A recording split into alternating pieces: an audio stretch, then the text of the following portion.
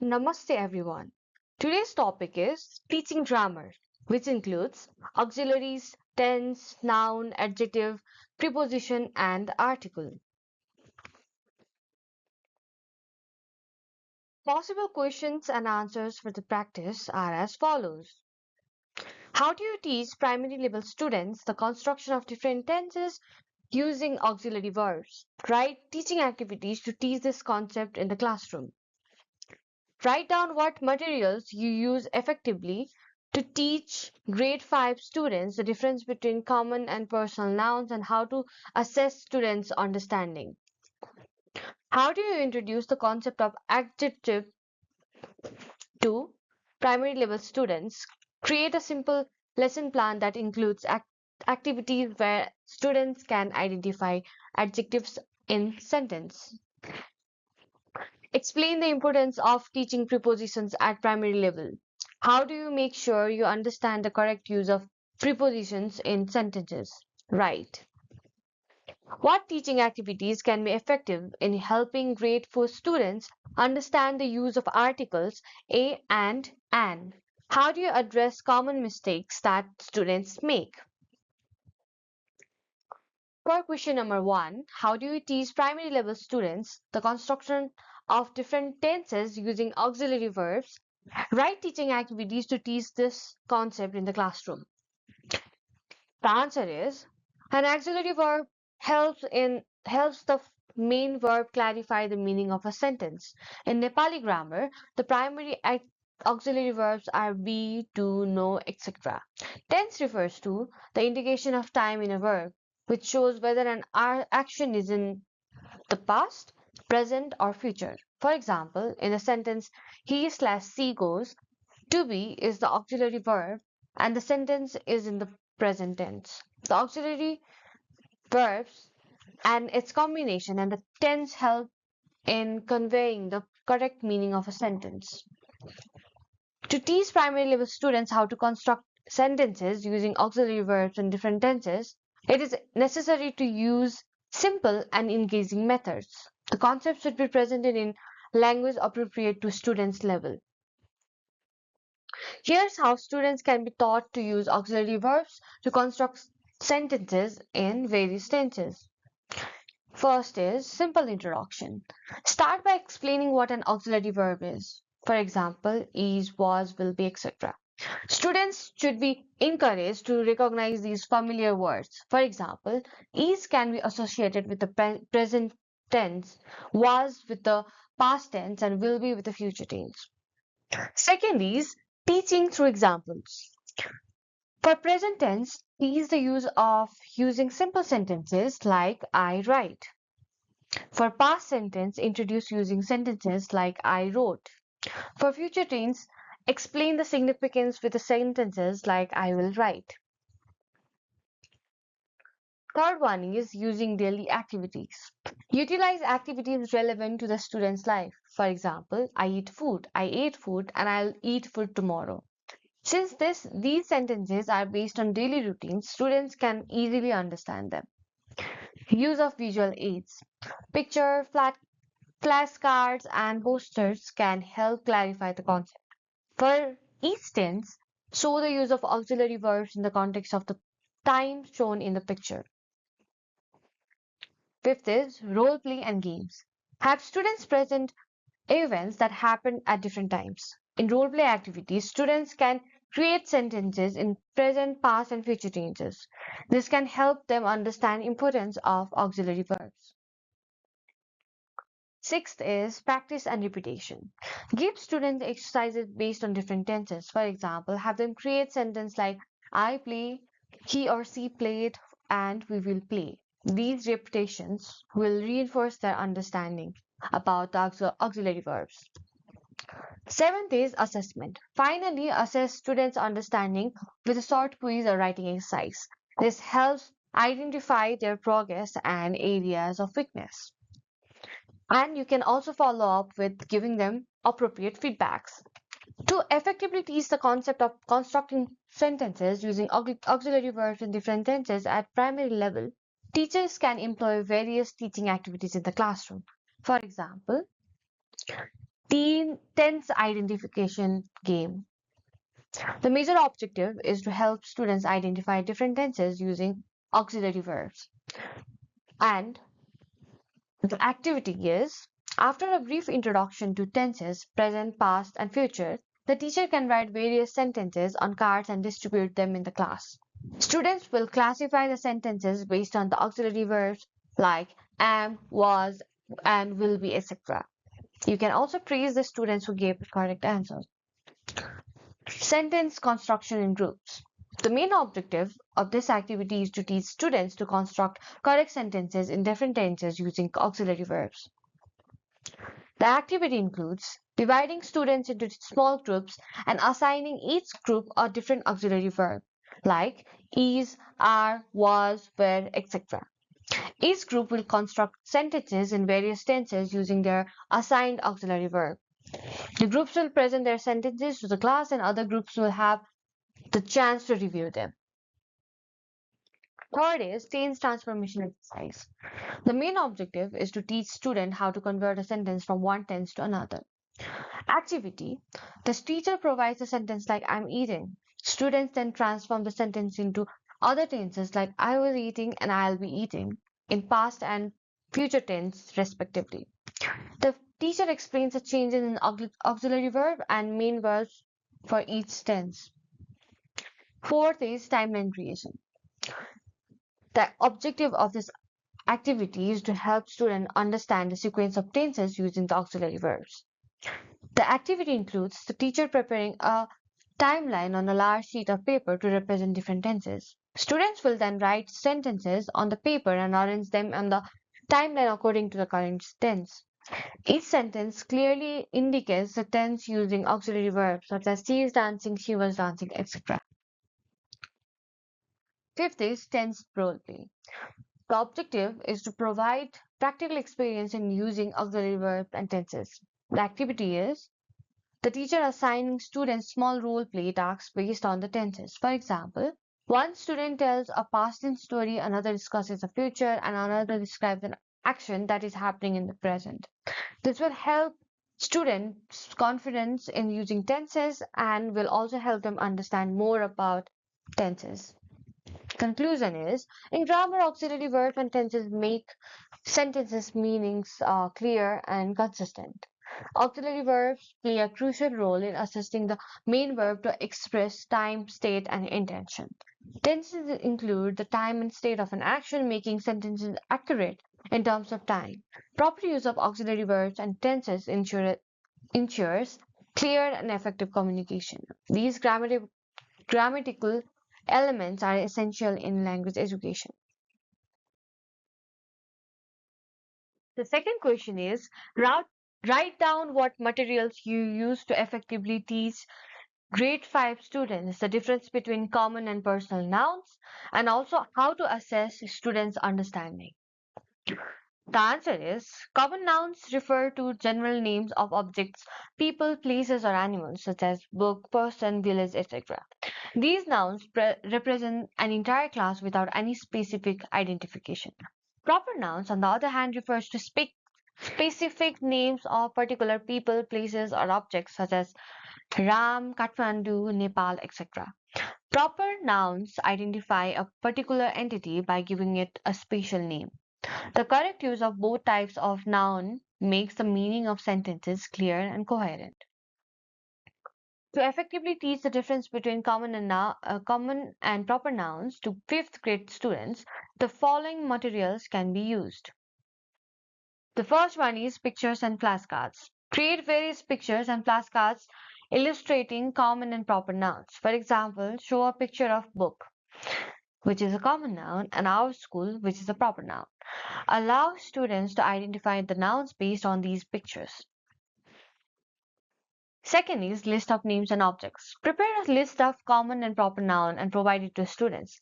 For example, city, which is a common noun, and Biratnagar, which is a proper noun.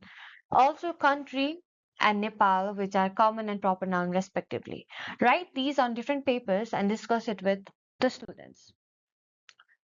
Third is online educational game.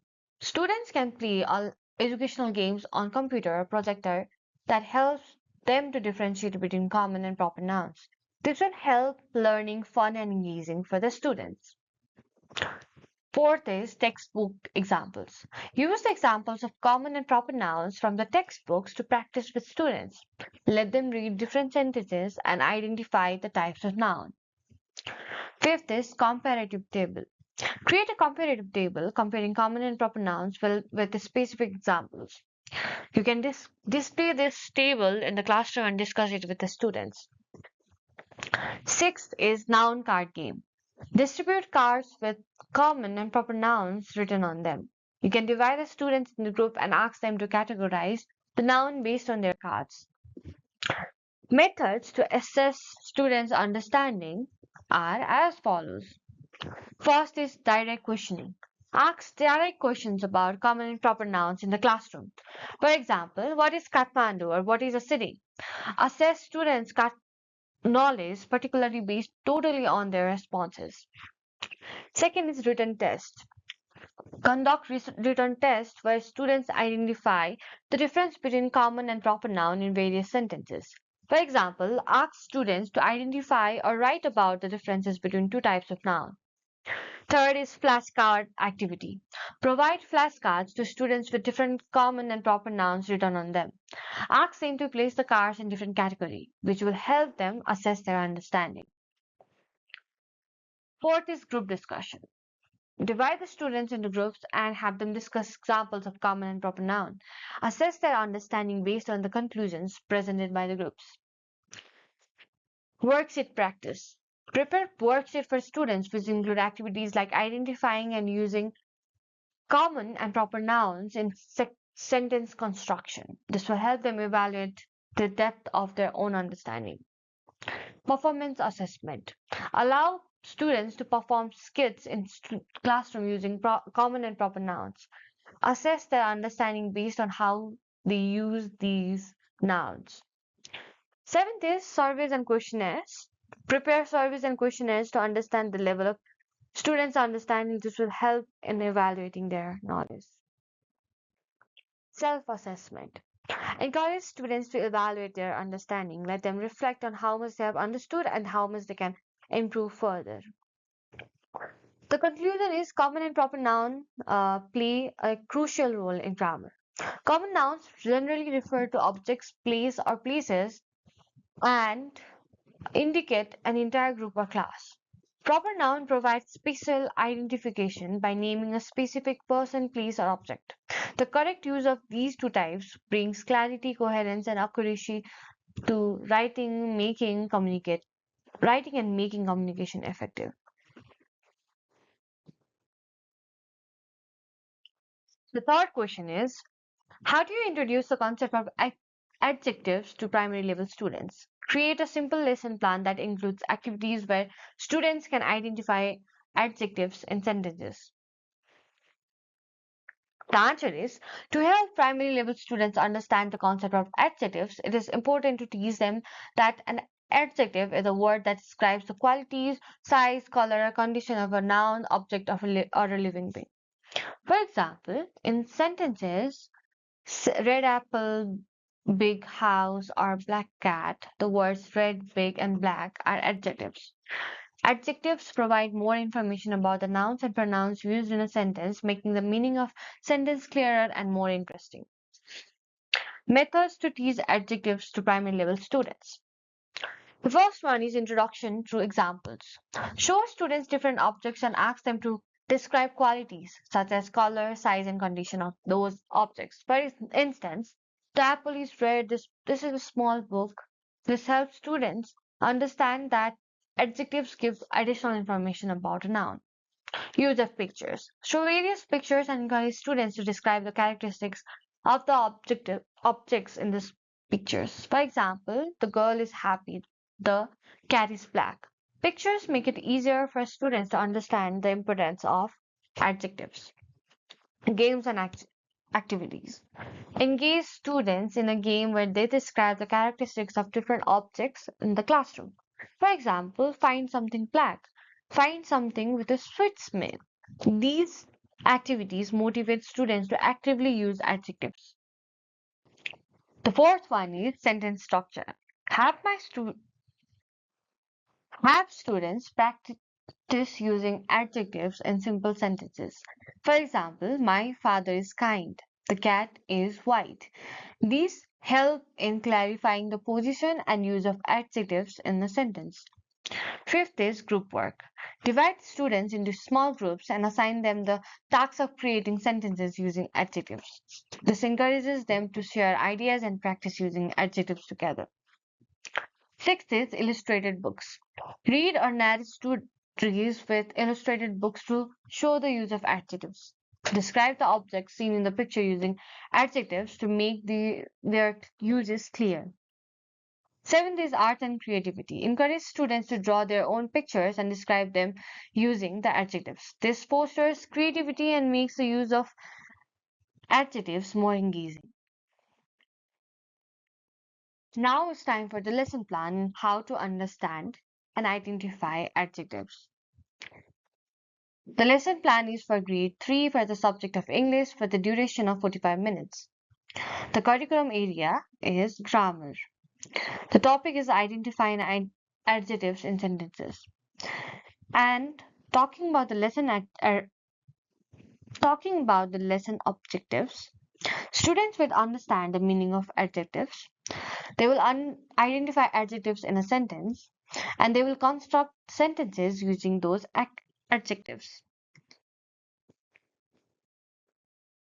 Teaching and learning activities. First is introduction for 10 minutes. The teacher will explain what an adjective is in simple language. For example, a good boy, a green tree, a small house. Write these sentences on the board. Ask the students, what tells us about this boy, the tree, and the house in these sentences? The answers are good, green, and small, respectively. The teacher will then clarify what an adjective is. That is, an adjective is a sentence, is a word that describes the qualities of a noun. Second is group practice for 15 minutes. Divide the students into groups of 4 to 5. Give each group a flashcard with a sentence. For example, hot day, tasty food, blue sky. And then students will identify the adjectives in the sentence within their group and write it on the back of the flashcard. Each group will present their sentence and identified adjective to the class. Then comes the game, which will be done for 10 minutes. The teacher will write few sentences on chart paper, some with adjectives and some without. For example, big car, the boy is playing, sweet apple. Students will then take turns in identifying sentences with adjectives by circling the adjective. Each students will try to identify it in one sentence. Fourth is individual practice for 10 minutes. Students will write 3 sentences in their notebooks, each containing an adjective. Then they will underline it in their sentences. Conclusion for 5 minutes. The teachers will briefly discuss its importance and then ask students what they have learned and if they can provide additional examples. Then the teacher will assess the lesson by asking 1 or 2 questions to the student, such as what is an adjective in a sentence, or what adjectives did you identify. Assessment. The teacher will observe whether students have currently identified it during the group practice and individual exercises. Second is the teacher will evaluate students based on their participation and the correctness of their answers during the game. Conclusion. The adjectives enhance sentences by providing more detailed information about nouns or pronouns, making sentences clearer and more engaging. Once primary level students learn the correct use of adjectives, their writing and speaking abilities will slowly improve. This understanding strengthens their foundational language skills, aiding in the development of their language proficiency. Now, here comes the fourth question. Explain the importance of teaching prepositions at primary level. How do you make sure you understand the correct use of prepositions in a sentence? Right. Answer is the prepositions are the words that reveal the relationship between nouns, pronouns, or phrases and other words in a sentence. They're used in various contexts such as location, direction, time, cause, or manner. For example, in the sentence, the book is in on the bench, on is a preposition that shows the relationship between book and the bench.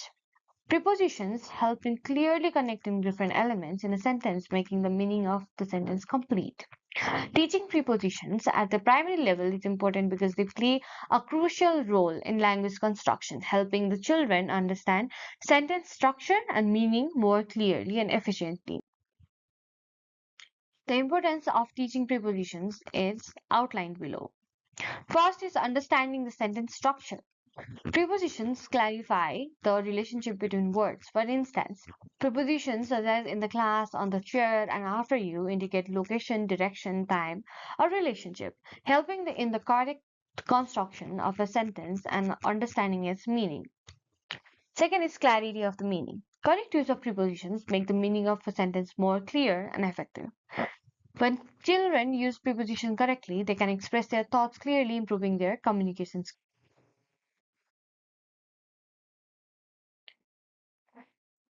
Third is linguistic development.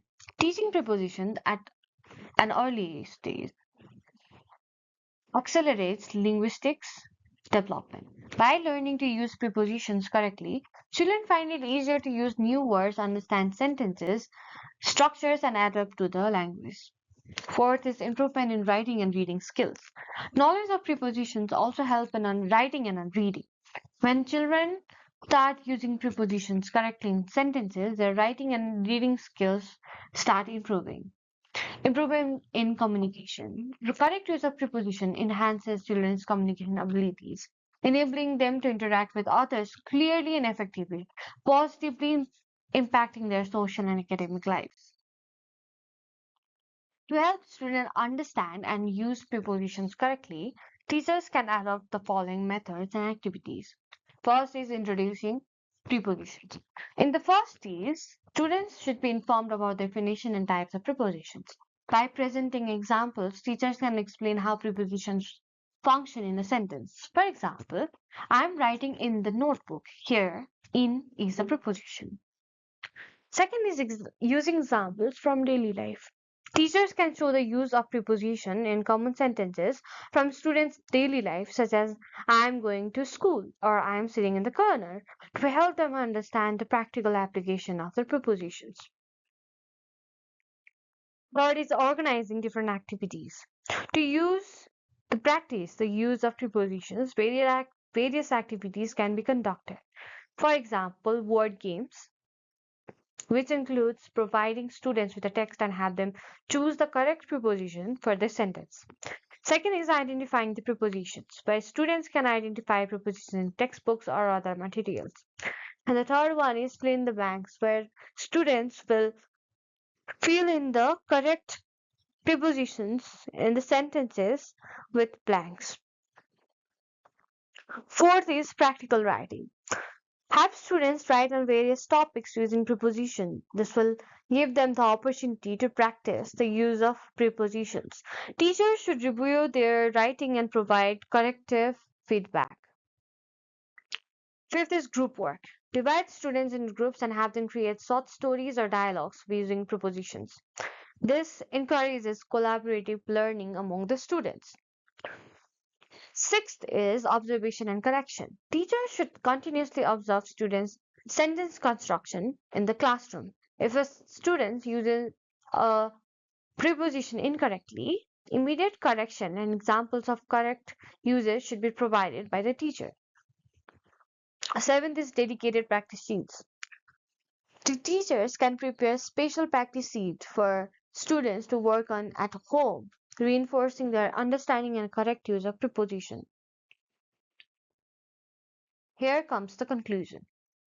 Prepositions play an important role in grammar, clearly revealing that the relationship between nouns, pronouns, are, phrases, and the sentences.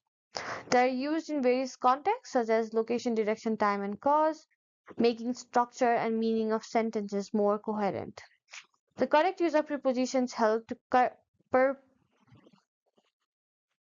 properly connect elements in sentences, making writing and communication effective and clear. Prepositions held a special place in language education. So, the fifth question is, what teaching activities can be effective in helping grateful students in understanding the use of article a and an? How do you address common mistakes that students make? The answer is to help fourth grade students understand the use of articles a and an. The following teaching activities can be effective. First is picture related activities. The materials that you'll need are the picture of fruit, animals, clothes, or other common objects. The activity is students are asked to name each picture. If the name of the object starts with a vowel, they use an, and if it starts with a consonant, they should use a or a. For example, an egg, a dog, etc. Imitation activity. The materials you'll need are such as real life objects such as an apple, a pen, a guava, etc. The activities teacher shows different objects to the students and asks them to pronounce the name of these objects. Students will then use correct article a or an with the object name. For example, this is an orange and this is a pen. Third is word card game. Materials are cards with a and an written on them and cards with different words. Activity. Distribute the word cards to students where they must match the word cards with correct article cards. For example, matching an card with the word elephant and the a card with the word bird. Fourth is sentence context. Materials that you'll need are sentences where articles are used. Activity is students must select the correct article for each sentence. For example, I have dash apple, where the students should fill in an. Fifth is grammar puzzle. Materials is a list of words with missing articles. Activity is students are asked to complete the sentence by using correct article a and an. For example, she is dash artist, where students should write an. The sixth one is third story writing activity. The materials is instruction for simple story writing. Activities students will write a short story using correct articles a and an, which also help in enhancing their creativity while writing a story. Addressing common problems. In order to address common problems or mistakes students make while using article a and an, the following strategies can be adopted. The first one is error analysis. Analyze the mistakes made by examples. For example, if a student uses an instead of a, reviewing this will help them understand the error. This will also help in identifying whether or not the student can distinguish between vowels and consonants. Second is reviewing the topic. Based on the errors, revisit the basic rules of using a and an. For example, con- conduct sessions that emphasize the use of vowel letters. Third is individual practice. Provide students with separate practice documents to try out different exercises. This will help them correct their mistakes. For example, create worksheets for practicing the use of articles. Fourth is revisiting teaching materials and methods. Consider changing the teaching methods or materials that you're using and try to explore teaching in a new way which can improve students' understanding. Using exemplary examples. Present clear examples of correct uses by analyzing incorrect uses. Try to explain by providing various examples to the students, especially those that they can use in their daily life. Sixth is collaborative activities. In group activities, students can practice using articles together. These activities encourage students to help each other correct their mistakes and provide them with constructive feedbacks, while also making sure that the other students are not making the mistakes twice. Seventh is feedback. Teachers should frequently review and provide suggestions on students' work, which will help students understand their mistakes and improve. Eighth is positive reinforcement. Reward or praise correct uses. This encourages students and boosts their confidence. Conclusion. Using pictures and images, sentence completion exercises, and article selection based on the sound type are effective teaching activities for helping students understand the use of articles a and.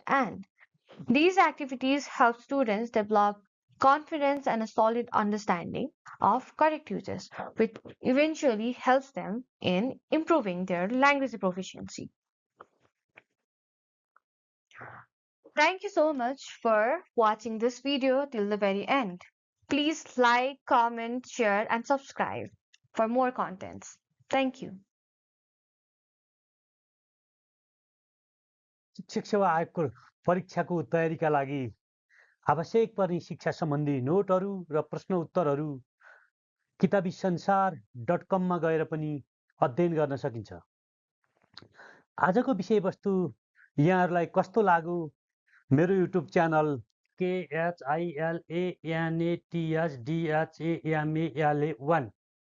खिलनाथ Dhamala 1 like, comment, subscribe, share गरी शिक्षासँग चासो राख्ने व्यक्तिसम्म पुर्याई सहयोग गरिदिनु हुन हार्दिक अनुरोध गर्दछु। शिक्षासँग सम्बन्धित सामग्रीहरू नियमित रूपमा पस्कँदै जानेछु।